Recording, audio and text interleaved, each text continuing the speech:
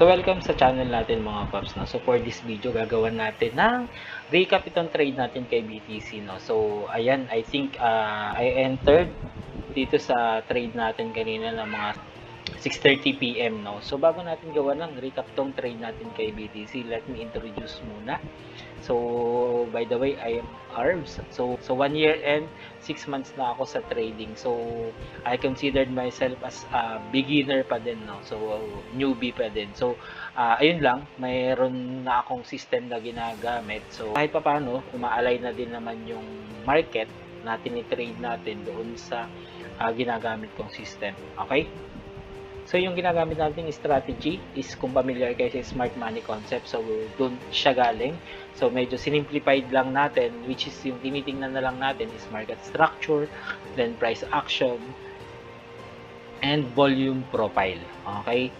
So let's proceed sa recap ng ating trade kanina kay BTC, no. Kanina, mga 8 AM to ng umaga. So, yung trade ko kasi is nag-start ng London session, which is nagsisimula ako ng 3 PM. So, hindi ako nag-trade ng Asian session. So, ayun. So, kaninang 8 AM, so, nagtumingin ako sa chart. Then, ito yung nakita ko. So, since naka-base tayo sa market structure and paano magiging movement ng price, then doon tayo mag-react pagdating ng London session or yung 3 PM natin. So kaninang 8 AM, so ito yung market structure na nakita ko.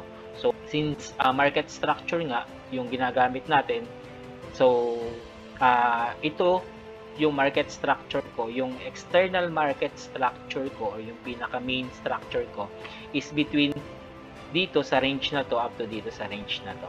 So since hindi naman ganun kalakas gumalaw ang market or kung mga ordinary day lang. So ito lang yung pinaka intraday bias natin. So pag na-break itong taas na to, which is mag-shift na siya kasi naka short term bearish ako kasi meron ng market structure shift.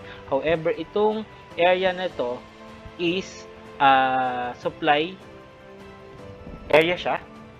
So, kaya minark ko siya. So, possible mag-react dyan si market. Okay?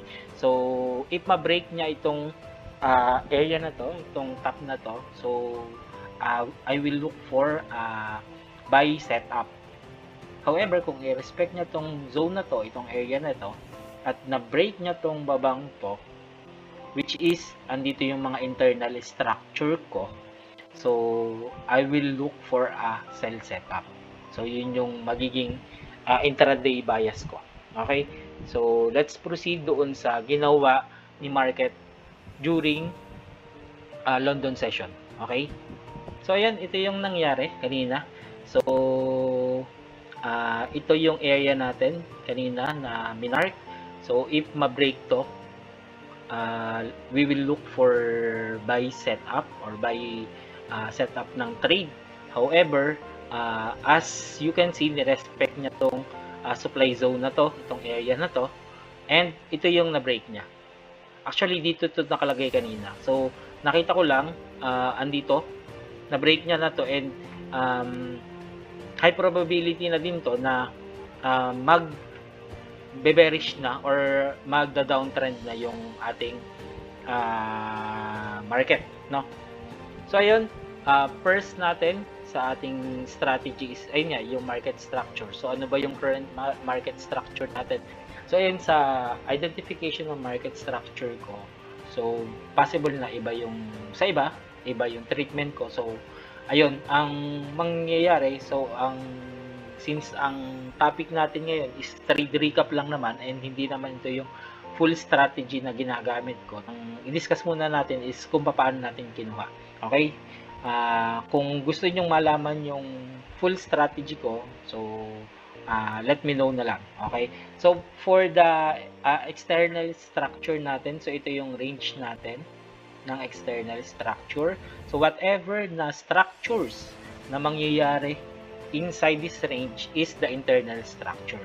Kaya mayroon ako dito sa upper right corner na to ng market structures is ginagamit ko to as indicator Though manual yan.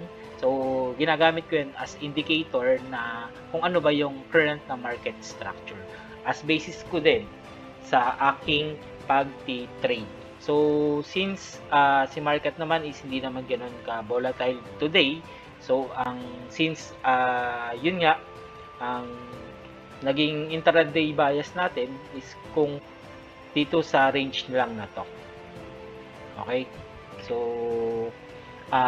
for this area, so doon sa intraday bias na ginawa ko kanina. So if mabibreak to, buy setups ang hahanapin natin. If mabibreak tong baba, sell setup. So ang nangyari, na-break niya tong baba. So kaya ang nangyari ay ang ginawa ko is sell setup yung hinanap ko. Okay? So ayan, tanggalin natin muna yan. So i-large muna natin to. Okay? So ayan, ang nangyari dito is, so after niyang ma-break tong baba, naghanap ako ng pinaka POI ko or yung point of interest ko kung saan ko i-expect na magre-return si market. Then, doon ako kuha ng setups. So, ayun, for the POI, ang pag-identify ko is order flow. Kung sa mga hindi nakakaalam ng order flow, madaming videos yung mga magagaling dyan. So, pwede nyo i-search yan. So, dito ko sinet yung aking POI. Kung mapapansin nyo, itong level na to is high volume din naman siya. Kaya, ito yung kinuha ko. Bakit hindi ito? Kasi, though mitigated na din to, itong area na to, mas high volume itong area na to. Okay, kaya ito yung ginamit ko. So, ayun. So, nung nag-top na dito si market sa ating POI, hindi ko na mention na ang time frame na ginagamit ko is 15 minutes. Okay?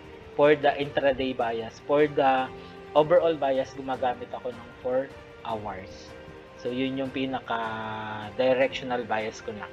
Okay? So, ayan, going back. So, pagka-top dito ni market, dun sa expected POI ko, nag-shift na ako sa 3 minutes. 3 minutes yung ginagamit ko na entry time frame. Okay? Based on my observation kasi, mas respected si 3 minutes compared kay 1 minute time frame, no? So, ayan. So, noong nag-top na siya, sa 15 minutes natin, ang nangyari, so nag-mark ako ng mga swings. So, ayan yung mga swing natin. So, ayan. So, nakita ko, meron ditong swing. Second, may swing din dito. Then, so after ma-sweep ni market itong chalk na to, though low probability chalk to, kaya hindi siya kinuha agad, nag-entry agad. Umangat pa ulit si market. Tapos saka bumaba. So, ito yung naging trade ko. So, ayan, after chalk, nag-entry na lang ako dito sa isang order block na to. So, as you can see, after touching that order block, bumaba si market. However, hindi niya kinuha yung full TP ko. So, after niyang bumaba dito, nakikita ko since ito'y demand area din, kung mapapansin nyo, demand area to, kaya nagkameron ng reaction. So, I expect na since humihina na din yung volume, magkakameron ng reaction si market dito. So, ayun. So, ayun nga, after niyang bumalik dito, so, hindi muna ako nag-move ng stop loss. So, luckily, bumaba pa siya at up to here. So, nung nandito na, nag-adjust na ako ng stop loss natin.